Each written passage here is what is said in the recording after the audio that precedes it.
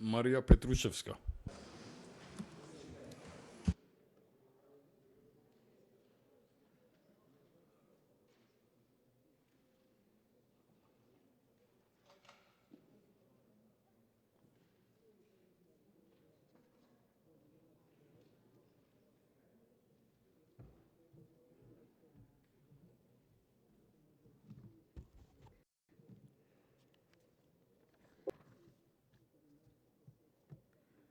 Почитувани колеги и колешки пратеници, почитувани медиуми, јас на самиот почеток пред се би сакала да упатам и на благодарност, токму доколку добро разбрав, незиното име е Госпоја Цвета и сите незини колеги, односно наши колеги и колешки, кои што овдека се грижат безпрекорно за спроведување на протоколите за заштита од COVID-19. Господја Цвета, ви се восхитувам на енергијата и на вистина ви благодарам што возможувате овдека ние да бидеме заштитени и се грижите за нашето здравје. Ви благодарам многу. Ова е за вас, за сите служби во собранието. Драги колеги, не така далеку временски гледано од денес, имавме грубо газање врз демократијата, правата и слободата, каде во време на пандемија, додека целиот свет се соочуваше со здравствена и економска криза, ние овдека сведочевме како идниот сустав на влада нанесе буквално насилие на правниот систем во Македонија.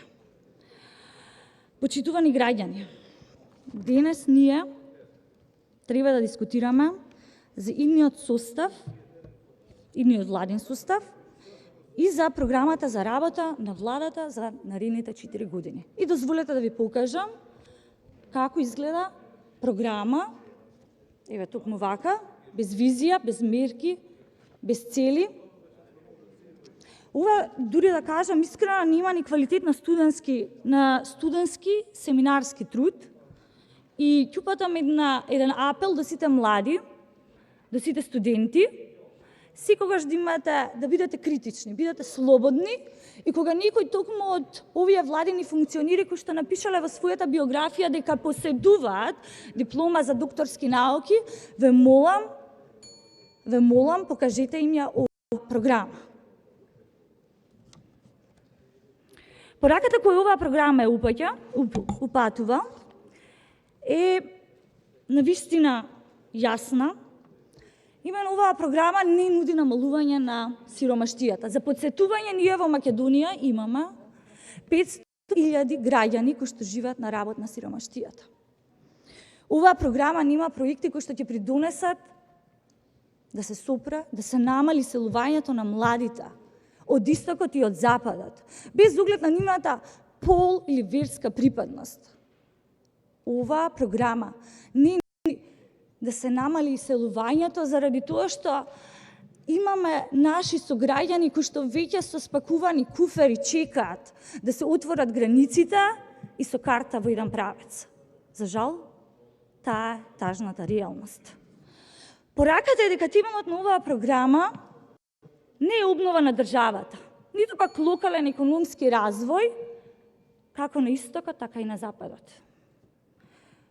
Оваа програма не нуди функционални и демократски институции, туку напротив продолжување и урнисување на институциите. Имаме погазување на народот затоа што фамозниот коалиционен договор за новиот владин состав не нуди просперитет на Европска Македонија. Туку напротив, тоа се тесно партиски интереси за лични бомбона бизниси и спас на неколкумина од власта. Оно што ме загрижува е дали е на повидок нов бомбона бизнис со Македонска пошта. Ја споделувам грижата од 2500 вработени во Македонска пошта, кои што се прашуваат за секој нов нареден ден. Оваа коалиција значи дека розите ќе цветат исклучиво во фирмите, во дворот на фирмите само на оние кои што се блиски до власта. Тендери од народни пари. додека граѓаните ќе бидат оставени на питачки стап. Замислете, ние треба да дискутираме за влада која нема легитимитет и кредибилитет, за дел од тука потрошени политичари, кадри со бројни афери и случаеви, кои што често милуваат да се нарекуваат самите реформска и европска влада. Почитувани граѓани, драги колешки и колеги, не постои европска влада која што има волку бројни афери и криминал. Посакувам, искрено посакувам, но за жал не очекувам дека во наредниот период искрено ќе се превземат мерки и реформи за да имаме напредок во нашата европска агенда. Ова го велам затоа што наместо борба со криминалот и корупцијата, ние ќе гледаме како се делат тендери на блиски луѓе, а улиците во Македонија ќе наликуваат на некој најлош крими филм. Па замислете во програмата, под се ова најверојатно е некој текст така најавлен, бидејќи не верувам дека е конкретна цел, под ред и правда, првично се говори за јасна и ригорозна регулација на брзините во населените места, но никако да се стави како приоритет функционална правна држава. Очекувам наместо реформа на јавна администрација да сведочиме дека ќе имаме пример каде што вработени на 40 степени во време на пандемија ќе чекаат пред институциите, а директорката на Агенцијата за вработување не само што нема да го почитува подписот на министерот, сега се надевам веќе еден министер за информатичко општество и администрација, туку и за жал можеби ќе биде наградена. И замислете, ние имаме еден министер за транспорт кој што својот неуспешен мандат го завршува со отпуштање од работа на родител на 2 малолетни деца. Навистина е тажно и срамно. Очекувам наместо реформа на судството да сведочиме некакво продолжение на рекет 1 и рекет 2. Морам да признам дека Rule of Law никогаш не звучало потажно и посмешно кога ќе биде преведено од никој лице овдека во идниот владин состав. Очекувам дека притисоците врз медиумите ќе продолжат и затоа апелирам додека овдека говорите да се повикате и да го прочитате интервјуто на председателот на Сдруженијето на новинари во Македонија од 19.8. оваа година, каде што јасно говори за состојбата во медиумите во Македонија. Тоа е добро за сите нас овдека, а особено за демократијата. Очекувам претходно на големо да се говори за родова, председателе ќе ве замолам, очекувам како и претходно на големо да се говори за родова еднаквост. А од вкупниот број на министри да имаме само, замислете, 4 дами. Тоа е разочарување, меѓутоа не ми е непознато. Впрочем, во Министерството за информатичко општество и администрација, колега, се надевам тоа ќе го промените, од 3 највисоки раководни позиции немаше ниту една жена. Државата, за жал, ја втурнавте во црвената зона на презадолженост. Ние имаме јавен долг повеќе од 59%. За само 3 месеци генериравте 1 милиарда долг, а тоа нема никаков ефект, немаме стопанство и немаме напредок, немаме капитални инвестиции.